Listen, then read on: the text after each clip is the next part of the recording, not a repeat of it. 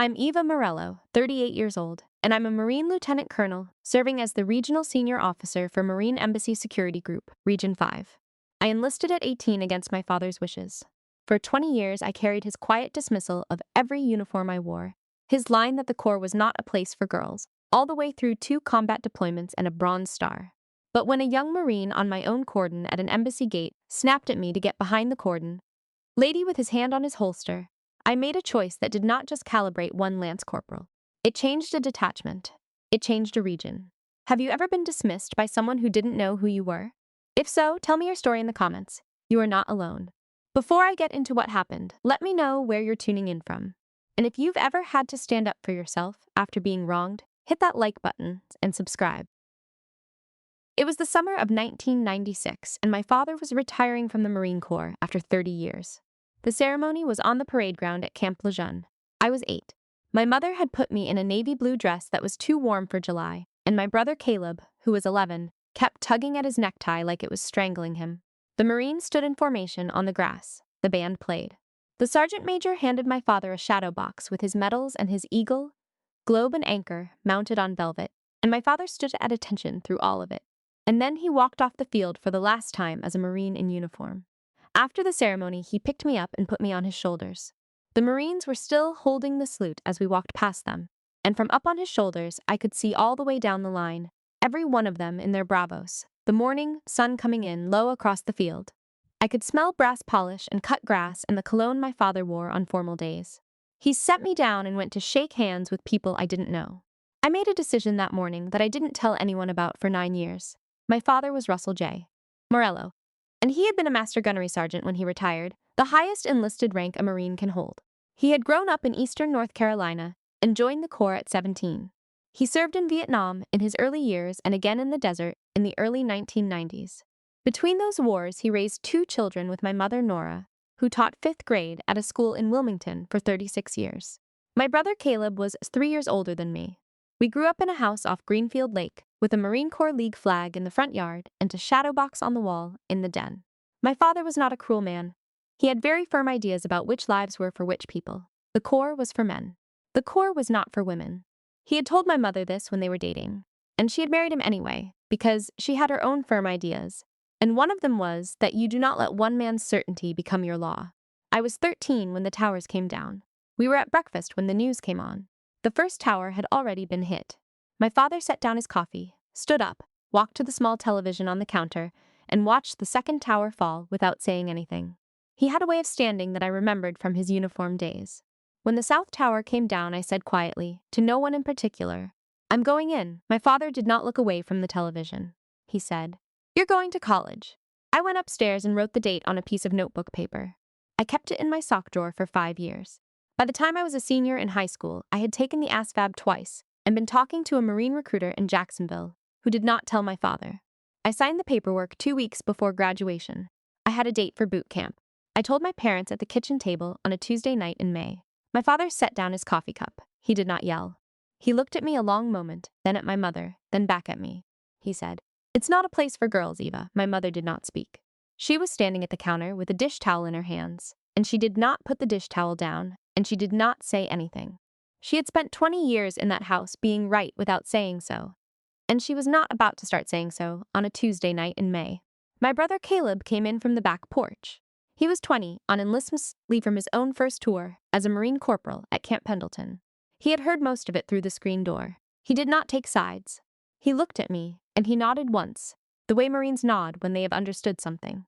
In August, the morning I shipped, my father stayed in the car at the Wilmington bus station. My mother got out and cried quietly into a Kleenex, the way people cry when they have been preparing to cry for months. Caleb walked me to the bus. At the door, he pressed a brass Marine Challenge coin into my palm. The coin had his unit on one side and the eagle, globe, and anchor on the other. He looked at me and he said, "Make us proud out there, sis." I pressed the coin into the meat of my thumb until it left a circle. I got on the bus. I watched my brother get smaller in the glass. My father did not get out of the car at all. My mother was at the curb in a blue dress with the dish towel still in her hand. I held the coin in my fist for the next 11 hours. I went to Paris Island in August of 2006. I was 18. The bus pulled in at 3 in the morning. The drill instructors were screaming before we had a chance to stand up. I do not remember stepping off the bus. I remember the yellow footprints on the asphalt and the sound of my own duffel hitting the ground. I had made a decision when I was 8. I had written the date down when I was 13. I had signed the paperwork at 17. I was 18 now and I was a Marine. I was not going to be told otherwise. I came home from my first deployment in the summer of 2009. I was 21. I had spent 14 months in Iraq with the 2nd Marine Expeditionary Force as an intelligence specialist, MOS 0231. I had been promoted to sergeant a month before redeployment. When I walked into my parents' kitchen in Wilmington still wearing my camis, my father was sitting at the table reading the paper. My mother was at the stove, the radio was on. The whole house smelled like the same dish my mother used to make on Sunday nights when I was a kid. My father looked at me over the top of the paper. He said, "Shoot anybody over there, kid." I looked at him a long moment. I said, "I read intercepts." "That's the job." He went back to the paper. My mother came around the counter and wrapped both arms around me and held on for a full minute. She did not say anything, because she had spent the last 14 months not saying anything, and she was not going to break the discipline now. I stood there in my camis and tried to remember what I had told myself before I deployed about not letting it land. It landed anyway. I got out of Iraq cleanly. I applied to the enlisted commissioning program at 22. I was accepted. I spent 2 years finishing my degree and another 6 months at officer candidate school. I was commissioned in the summer of 2011. The commissioning ceremony was on the OCS parade ground at Quantico, the same grinder where my father had taken his first oath in 1966. My mother was there with a disposable camera and a navy blue dress, 30 years of style. My brother was there in his Marine Corps League blazer, a retired corporal who had decided to go to community college. My father was not there. He had sent his apologies through my mother the night before. A weather front coming in, a thing with his back. After the ceremony, a tall second lieutenant with dark hair pulled back and a face full of New Orleans came over and introduced herself. Her name was Priya St. Clair. She had been 3 rows behind me through the whole company. She would become, over the next 15 years, the closest thing I had to a sister. She watched my mother take 6 pictures of me in a row, each one slightly different from the last. Then she walked me out to the parking lot, and as we crossed the grinder, she leaned and said quietly, "He doesn't know what you're doing, Eva." "He doesn't know," I said. "I know," she said. "It will eat at you anyway." I said, "I know that, too." I made first lieutenant in 2013 and captain in 2014. I was redesignated as a Marine Intelligence Officer, the 0202 designator, the officer side of the same house I had come up in as enlisted. I spent 2 years on staff at the 1st Marine Division in Camp Pendleton, and then in the summer of 2015, I deployed to Helmand Province with the 2nd Battalion, 4th Marines, as the battalion intelligence officer. I will not go into Helmand here. The short version is that in February of 2016, my battalion's forward operating base took a mortar attack at 0400 hours, and the intel section I ran helped the battalion commander get to a decision in a window of about 90 seconds that saved a lot of people who would otherwise not be alive today. I came home from Afghanistan with a Bronze Star with Combat V on my service record book. I called my parents from Pendleton the night the medal was pinned. My mother picked up. We talked for 15 minutes. She handed the phone to my father. He said, "Hey, Dad," he said, "run a desk over there again?" I closed my eyes. I said, "I'm fine, Dad." Put Mom back on. I sat on the floor of my quarters in the dark for 40 minutes after the call. I had stopped crying about my father a long time before. In 2017, I was selected for an Embassy Security Group assignment at MCCSG headquarters, Quantico. I worked the Region 3 desk, Sub-Saharan Africa. I learned how the Corps runs MSG detachments at American embassies all over the world, how the State Department interlocks with the Corps at the embassy level, and what a properly run cordon looks like. I learned that my father had been right about one thing only, which was that the Corps is not a place for everyone, and that he had been wrong about everything else. In 2019, I was selected for Major and for the Officer in Charge billet at the U.S. Embassy Brussels Marine Security Guard Detachment. The OIC billet at a mid-size embassy is an 04 job. I would run a detachment of 22 Marines for 2 years on the ground in Belgium. The selection board had pulled me a year early. I called my parents the night the slate came out. My father answered. He said, "Brussels," I said. "Yes, Dad," he said. "A glorified security guard." "Huh," I said. "Good night," I hung up. I walked the Masseche grounds at Quantico for an hour in the rain. I stood in the second-floor office at the U.S. Embassy Brussels for the first time at dusk, on a Wednesday in October of 2019. The window overlooked the cordon. I could see the rotation of my Marines coming on watch. They were doing it cleanly, the way Marines do it when nobody is watching. I stood at the window and watched them work, and I understood in that exact moment of dusk that the Corps had always been meeting me where my father wouldn't. The pre-inspection visit to U.S. Embassy Manama was scheduled for the last week of May, 2026. I had been the regional senior officer for Region 5 for almost 6 months. Region 5 is Middle East and North Africa. 5 Marine Security Guard detachments at 5 United States embassies, all under my command, on a 4-week rotation of inspections, climate audits, and operational visits. Manama was due for an inspection. I had decided to do it differently than the other 4. The other 4 detachments I had visited in the standard way, which is to say that the schedule had been on the embassy's calendar for 6 weeks, and the detachment had 8 days' notice, and the ambassador's office had laid in the small ceremonies of an inspection visit. The Manama detachment I had decided to visit cold. I wanted to see to the Cordon at 0500. I wanted to see a watch rotation that nobody had scrubbed. I wanted to see what a detachment looked like when nobody was performing for the regional. I left Quantico on a Tuesday night in May. I flew commercial from Dulles to Frankfurt to Bahrain International, 15 hours in coach on a diplomatic passport, in jeans and a navy linen blazer, with a roller bag and a backpack. I had decided not to put my uniform on until I was inside the embassy compound. I cleared customs at 0430 hours local. The call to prayer was going up across the city as I walked out into the warm dark. I hired a car from the embassy's pre-approved list. The driver had been driving embassy staff for 20 years. He drove me across the Manama Causeway in the dark. The city came up gold on the right side of the road. He dropped me at the outer security cordon at 0510 hours. The outer cordon at U.S. Embassy Manama is a vehicle perimeter 200 meters from the main gate, with a Marine security guard post at the choke point. It is manned 24 hours a day by a single Marine on rotation, with a sergeant of the guard on standby.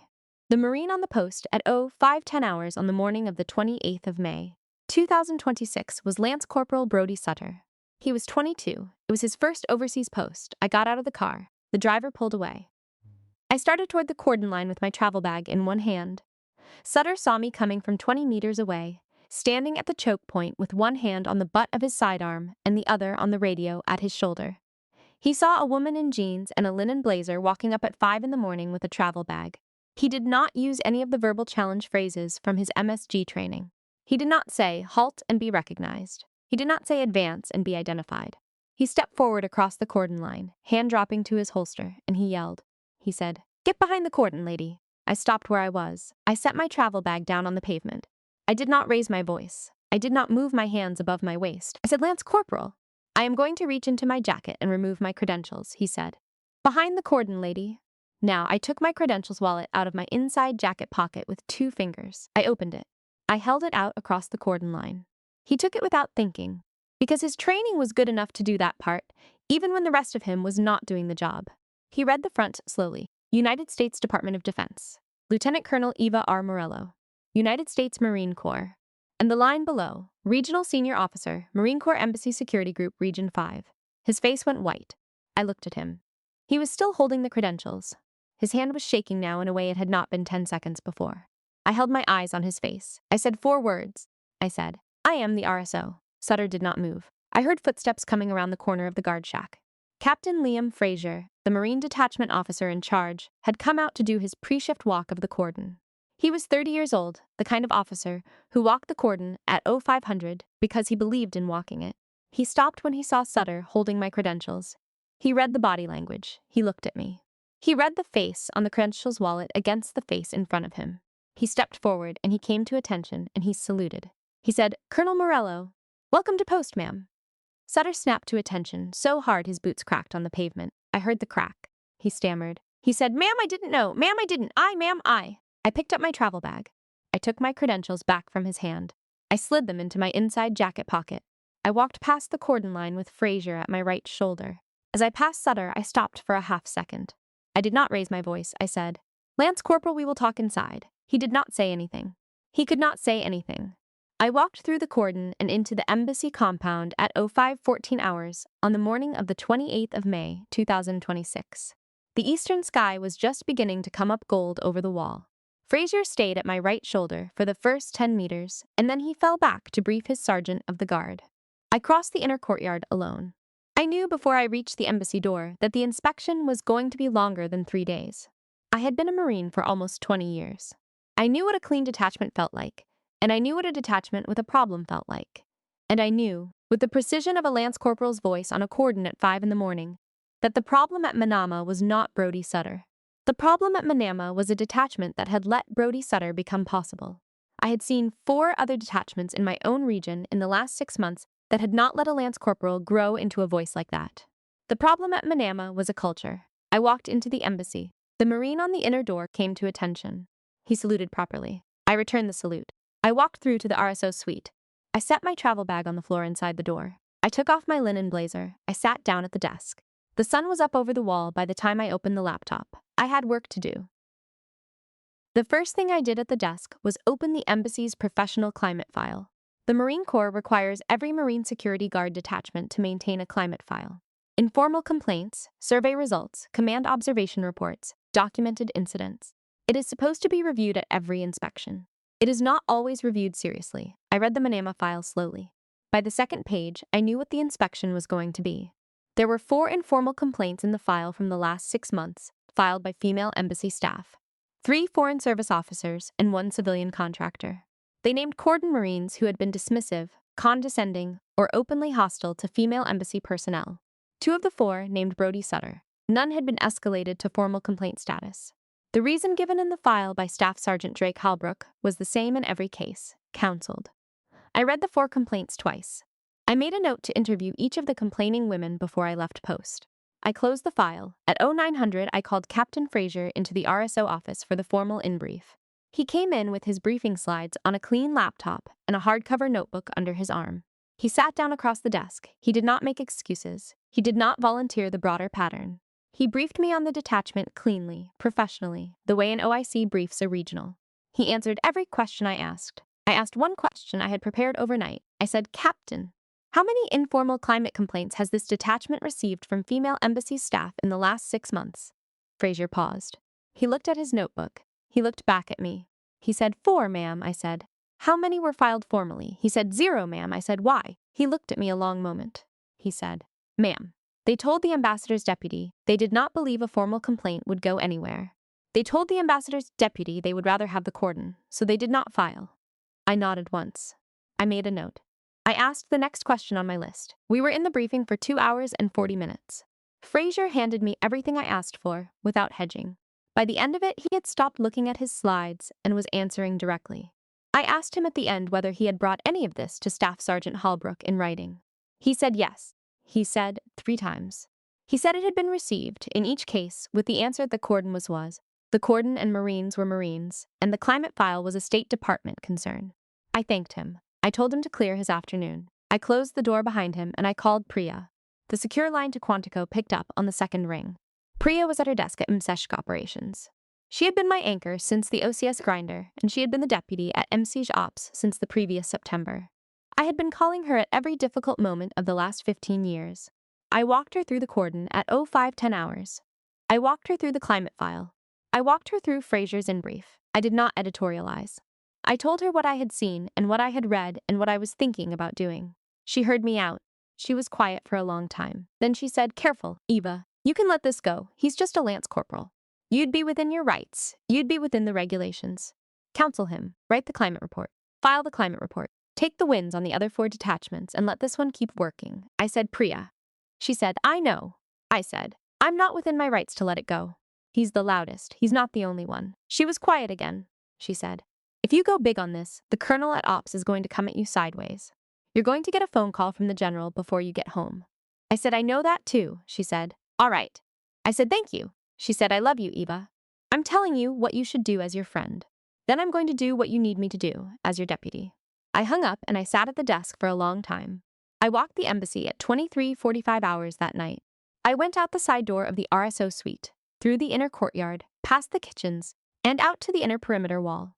The Marine on the inner gate came to attention as I passed. I returned the salute. I walked the inner perimeter slowly. The moon was 3/4 up over the causeway.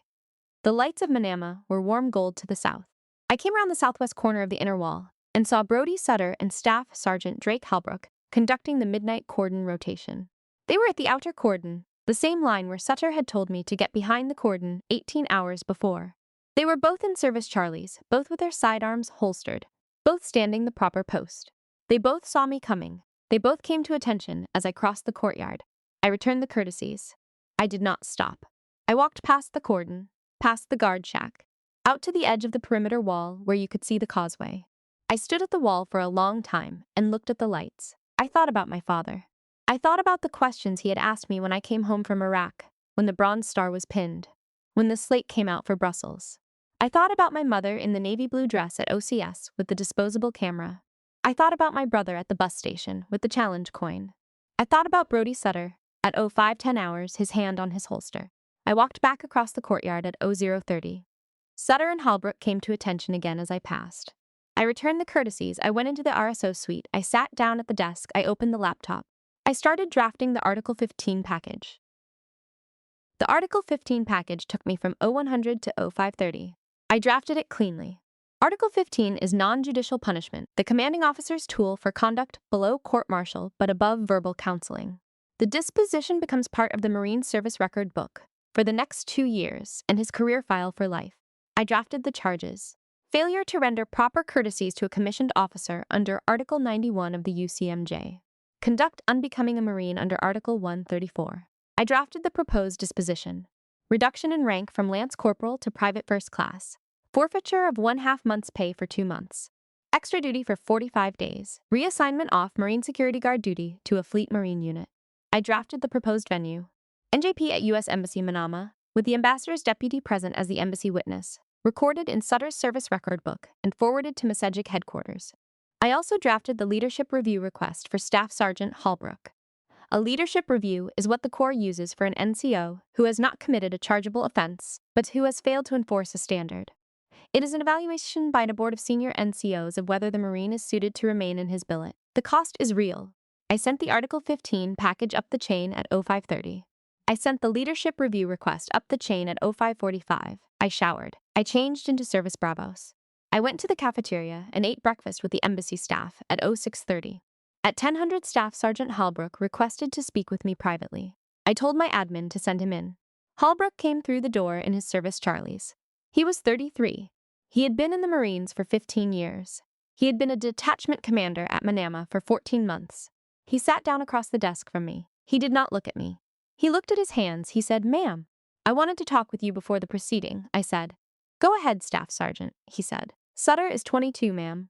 It's his first overseas post. The Cordon at 0500 is a hard watch. The pressure on these kids out here is something they don't see in their training. Ma'am, I'm asking you to consider the youth and the post." I listened to the whole thing. He had said what he had come to say without making excuses for himself, only for Sutter. He had not denied his own piece. He had just not raised it. I said, "Staff Sergeant, I have read every climate document this detachment has filed in the last 6 months. I have read every observation report. I have read every counseling statement you wrote to Lance Corporal Sutter. I have read the 4 informal complaints from the embassy staff. I have read your dispositions on those 4 complaints." He nodded. He did not look up. I said, "This is not punishment, Staff Sergeant. This is calibration. He will learn. So will you." He sat for a long moment. He understood what I had told him. He stood up. He came to attention. He said, "Aye, ma'am." He walked out. I sat at the desk for 10 minutes after he was gone. The pushback I had told Priya I was expecting came at 1400 that day. The phone rang. The display said, "Colonel Davenport, Masezg Operations." Davenport was a Marine colonel 26 years in, the operations officer at Maseji headquarters. He had a reputation in the Corps for being a careful officer who did not want to be famous and did not want anyone in his region to be famous either. He said, "Colonel Morello, walk me through the Manama package." I walked him through the Manama package. I gave him the Cordon timeline. I gave him the climate file. I gave him the 4 informal complaints. I gave him Halbrook's dispositions. I gave him my proposed Article 15 and my proposed leadership review. He listened. He did not interrupt. When I was finished, he said, "Eva, you can do this 2 ways. You can NJP the Lance Corporal and write the climate report and move on. You will be within your rights. The detachment will calibrate. You will not make any enemies." I said, "I hear you, sir," he said. "Or you can go for the leadership review on the Staff Sergeant and the region-wide audit you've been asking about for 2 months. You will not be within your rights to do less. But you will be making enemies you don't need." I said, "I hear you, sir," he said. "Which is it?" I said, "I'm the RSO, sir. This is my call. I'm requesting your approval for the leadership review on Staff Sergeant Holbrook and the region-wide professional climate audit. I'd like both authorized today." There was a long pause on the line. Davenport said, "All right, Morello, both approved. Audit completion target of 45 days. Manama NJP inside 2 weeks. I said, "Aye, sir." He said, "Eva." I said, "Sir." He said, "You're going to be famous for this in the wrong way for a while." I said, "I know, sir." He hung up. That night, I flew up to Messiege headquarters for the regional commander's weekly call. The other 4 region RSOs were on the call, plus Davenport, plus the mid-general. The general listened to my brief. He approved the audit on the record. He pulled me aside in the hallway afterward and said one sentence, "Right call, Morello." He kept walking. Priya called me that night at the hotel. She did not sound tense the way she had on the secure line. She sounded tired. She said, "You're making enemies you don't need, Eva." I said, "I'm making one." I knew that going in. We sat on the open line for a long minute. The rain was coming in across the parking lot. Priya finally said, "I'll see what I can do up here," I said. She hung up. I sat at the desk in the hotel room for a long time. The rain came in steady against the window. My father's voice from a Sunday phone call in 2016 was in my ear. He had asked me, after the Bronze Star pinning, whether I had run a desk over there again. It was the same voice that had asked me at the kitchen table in 2005 whether I knew what I was doing, and the same voice that had carried me on his shoulders at Camp Lejeune in 1996. I closed the laptop. I had work to do in the morning. The NJP was held in the embassy's small conference room 2 weeks after the Cordon. The Marine Corps does not theatricalize a non-judicial punishment proceeding. There is no jury, no public gallery. The Marine, the presiding officer, the embassy witness, the recording clerk. Charges read, acknowledged, sentence read, acknowledged, done. It took 19 minutes. Lance Corporal Brody Sutter walked in at 1300 hours in his service Bravos. He had been awake since 0400. He came to attention, he saluted. I returned the salute. The recording clerk started the record. I read the charges into the record. I read them without theatrics. I did not raise my voice. I did not lower it. I read the way you read a thing that has to be read. Failure to render proper courtesies to a commissioned officer under Article 91 of the Uniform Code of Military Justice. Conduct unbecoming a Marine under Article 134. I asked Sutter whether he understood the charges. He said, on the record, "Yes, ma'am." I asked whether he wished to accept non-judicial punishment in lieu of court-martial. He said, "Yes, ma'am, I accept." I read the sentence into the record. Reduction in rank from Lance Corporal. Pay grade E3 to Private First Class. Pay grade E2, effective immediately. Forfeiture of 1/2 month's pay for 2 months. Extra duty for 45 days. Assignment off. Marine Security Guard duty effective on receipt of the orders, with assignment to 1st Marine Division at Camp Pendleton. Sutter acknowledged the sentence. He said, "Aye, ma'am." I closed the proceeding. The clerk stopped the record. The ambassador's deputy, who had been present as the embassy witness, nodded once and left the room. Sutter saluted me. I returned the salute. He walked out. I sat at the small table for a long time after the room had emptied. The whole thing had taken 19 minutes. The decision had taken 2 weeks. 2 days after the NJP, Staff Sergeant Holbrook cleared his quarters. The Leadership Review Board had convened the day before. 3 senior NCOs and a presiding officer. The recommendation was to remove Holbrook from his detachment commander billet and reassign him for leadership development. Davenport approved by close of business. Holbrook reported to the Cordon at 0600 for his outbound flight in his service Bravos. The detachment lined the path to the gate, the way Marines line the path for an outgoing senior NCO, even one who is leaving under a leadership review. Captain Fraser stood at the head of the line. The detachment stood the line cleanly. They did it the right way. I went out to the Cordon to see him off. I stood at the inner gate as Holbrook walked the line. He stopped in front of each Marine and shook his hand. He came down the line to where I was standing. He stopped in front of me. He came to attention. He saluted. I returned the salute. He did not say anything. He held the salute for the full 3 seconds. He brought it down clean. He walked past me, through the Cordon, to the vehicle that was waiting to take him to the airport. I watched him cross the perimeter and get into the car. The car pulled away. The detachment stood the line until the car was out of sight, the way Marines do. I felt the cost of the decision then, briefly, with the clarity of a clean morning. Holbrook had been a 15-year Marine. He had failed at a thing that he should not have failed at, but the failure had been a quiet one, and the cost of correcting it had been his career as a detachment commander. I had done what I had to do. The cost was real. The new detachment commander, Gunnery Sergeant Tomas Reedy, arrived at the embassy 9 days later. Reedy was 41, 16 years in the Corps, 8 of them in MSG, including a DECCOM tour at Vienna, and 3 on the climate working group at MSESH headquarters. He had a reputation for walking a drifting detachment back to standard inside a quarter, without raising his voice. He reported to me at 0900 on his first morning at post. He came through the door of the RSO suite in his service Bravos. He came to attention. He saluted. I returned the salute. He sat down across the desk from me. He set a small black notebook on the desk in front of him. He said, "Ma'am, tell me what you want this detachment to look like." I told him. I told him about the climate file. I told him about the 4 informal complaints. I told him about the cordon at 05:10 hours. I told him about the proceeding and the leadership review. I told him about the kind of detachment a clean Marine Security Guard detachment is supposed to be. I told him about the cordon as a craft. Reedy did not interrupt. He took notes in the small black notebook. He asked 3 questions when I was finished, each one operational, each one short. I answered them. He stood up. He came to attention. He said, "Aye, ma'am. I'll have a 30-day plan on your desk by end of day." He went to work. The detachment's tempo and tone shifted within 2 weeks. I did not micromanage Reedy. I let him run the detachment. I watched from the RSO office. I saw the cordon courtesies tighten. I saw the watch rotations come on time. I saw the inner gate look the way the inner gate is supposed to look. I saw Captain Fraser, who had been a quiet OIC at a drifting detachment, become a quiet OIC at a sharp one. 6 weeks after the cordon, I conducted a no-notice climate survey. The numbers were night and day. Informal complaints from female embassy staff in the previous 45 days, 0. Cordon courtesies rendered properly, 100%. Embassy staff satisfaction with the cordon professionalism, 87%, up from 31% under Hallbrook. I filed the survey up the chain. I received a 1-line note back from Colonel Davenport at Missesk. The note said, "Noted." That was all. My mobile rang the same evening. The display read, "Caleb." I picked up. He said, "Hey sis." I said, "Hey brother." He said, "Dad's heard Eva. He's quiet." I held the phone for a long time. I did not say anything. The cordon was visible from the window. The new rotation was on the watch. The sky over the causeway was the color it gets in May. I said, "Thanks, Caleb." "He's not going to say anything, not yet." "But he's quiet," I said. I hung up. I sat at the desk. I did not move for 10 minutes. The cordon was running cleanly. Sutter's letter came in the embassy mail 8 weeks after the cordon. The mail clerk delivered it to my office at 1500 on a Wednesday. A plain white envelope, postmarked Oceanside, California, addressed in a careful hand. The return address was Sutter's barracks number at Camp Pendleton. I took the envelope back to my quarters that night.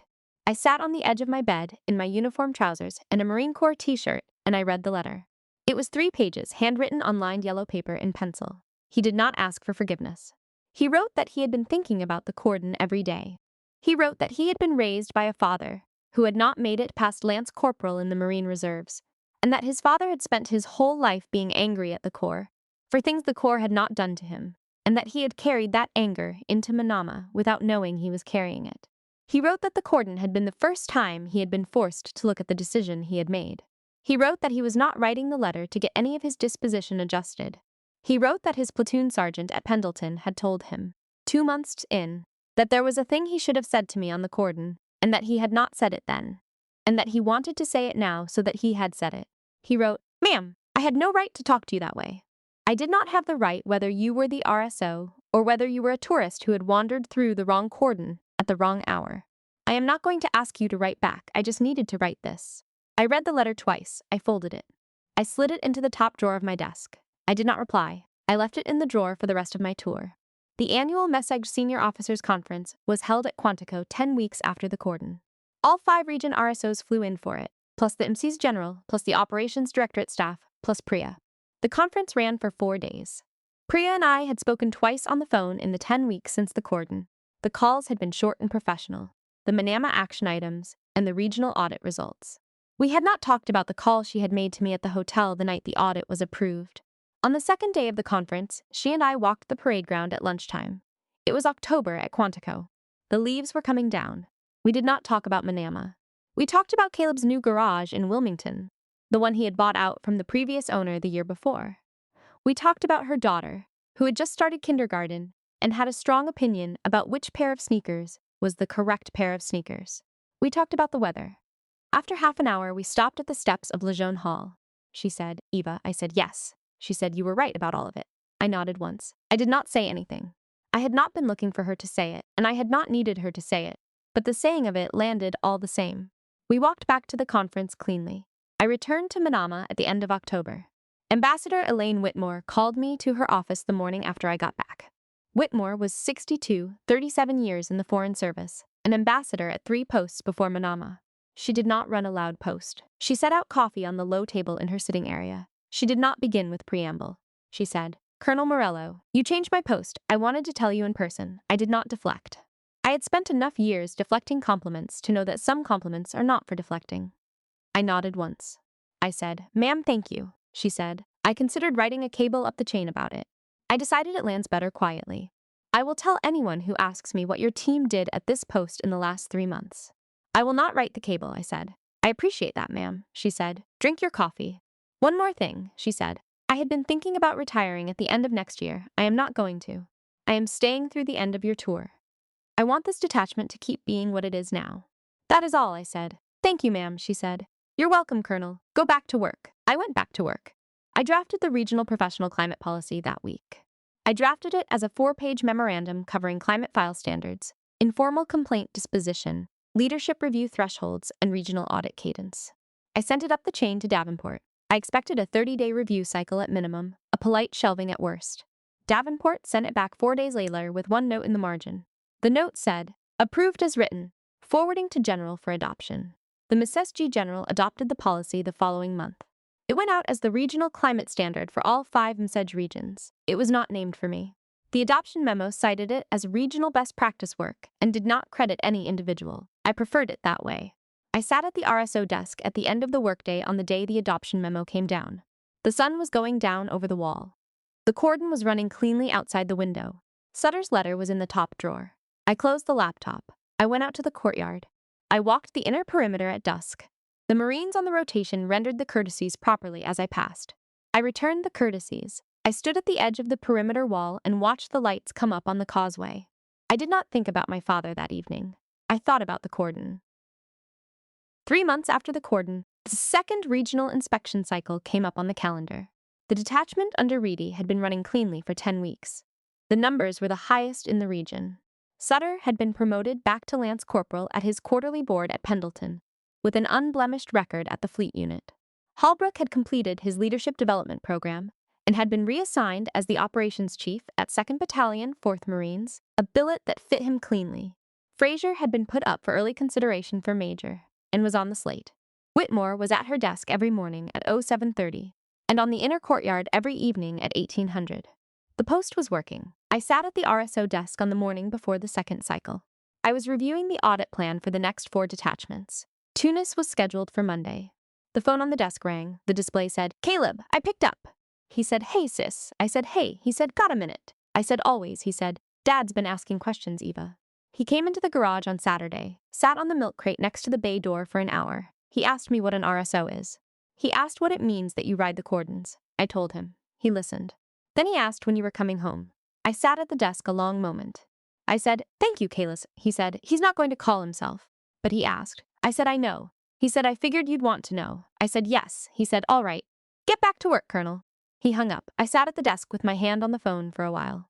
I could hear the muezzin going up over the city outside the window. The sun was 3 hours up. The cordon was visible through the window. My father called me the next morning. I was at the desk at 0700 Manama time. The mobile rang in my jacket pocket. The display read, "Dad."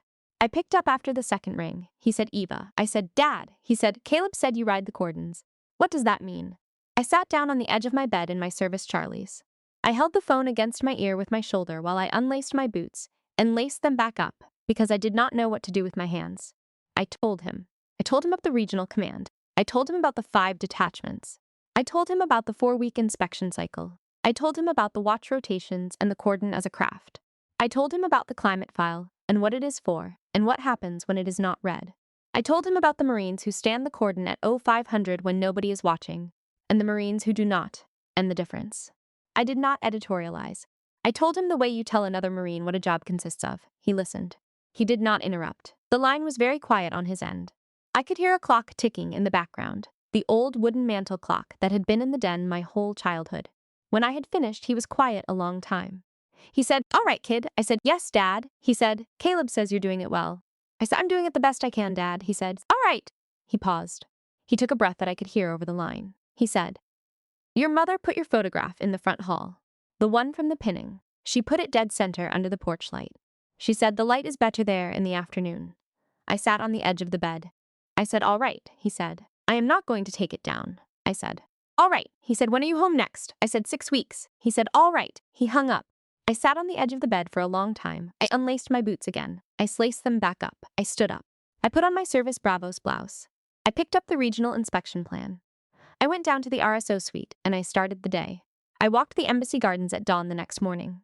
The gardens are a small enclosed quadrant inside the inner perimeter, planted with date palms and bougainvillea, with a low stone wall along the eastern edge above the lower courtyard. The wall faces the cordon. From the wall, you can see the outer perimeter and the guard shack, and the line where the cordon runs. I stood at the wall in my service Charlies and watched the sun come up across the causeway. The eastern sky went from gray to gold to the pale blue it gets in late May. The Marines on the cordon rendered the courtesies properly as I crossed the inner gate. I returned the courtesies. I thought about every milestone my father had not come to. I thought about the parade ground at Camp Lejeune in 1996. I thought about the bus station in 2006. I thought about the Cordon at Brussels in the rain. I thought about Helmand. I thought about the OCS grinder on the day I commissioned, my mother with the disposable camera, Priya next to me on the line. I thought about Brody Sutter at the cordon at 05:10 hours, his hand on his holster. I thought about my father's voice on the phone, 24 hours earlier. The voice had been older than I remembered. It had not apologized. It had asked a question. It had said, "When are you home next?" I stood at the wall a long time. The cordon was running cleanly below me. The sergeant of the guard was at the outer post. 2 cordon Marines were on the line. The watch was rendered the way the watch is supposed to be rendered. The path I had fought for was visible from the garden wall, in a way it had not quite been visible before. I walked back across the gardens at full sunrise. I went into the RSO suite. I sat down at the desk. I opened the regional inspection plan for Tunis. I had work to do. The second regional inspection cycle ended in mid-June. All 5 detachments came in clean. Tunis was a quiet inspection. Amman was a quiet inspection. Rabat was a quiet inspection. Manama was the highest scoring detachment in the region. The professional climate policy I had drafted in the autumn had been adopted across all 5 regions and was changing the way the climate file was being read at every post in the worldwide message. I flew to Quantico for the annual MSEG Senior Officers Assessment in early July. The Message General gave me my quarterly assessment in his office on a Tuesday morning. He sat behind the desk in his Surface Bravos. The window behind him looked out over the parade ground where I had commissioned in 2011. He read his notes for 10 minutes. Then he looked up at me over the top of his reading glasses. He said, "Region 5 is yours, Morello. As long as you want it." I said, "Aye, sir." He said, "I am told you are due home leave." I said, 6 weeks, sir." He said, "Take it." He stood up. I stood up. He came around the desk. He shook my hand. He said, "The climate policy went out across the worldwide MSESC last month. I am told it is changing the way young detachment commanders read the file. That is your work, Morello. I wanted you to hear me say it once." I said, "Thank you, sir." He walked me to the door. He did not say anything else. He did not need to.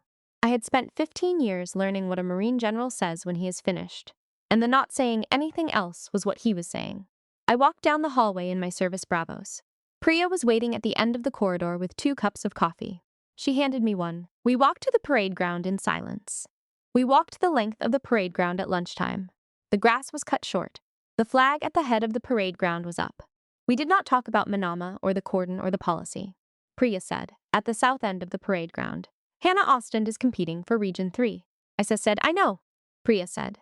She asked me whether you would be willing to mentor her over the next quarter. She did not want to ask you herself. She did not want it to look like she was angling. I told her I would ask you. I said, "Tell her yes," Priya said. I told her you would say yes. I told her you would say it in those exact words. I said she will compete cleanly. She will get the billet on her own. The mentoring is for her, not for the board, Priya said. I know that, Eva. So does she. I had lunch with Major Hannah Ostend that afternoon in the Masesh cafeteria.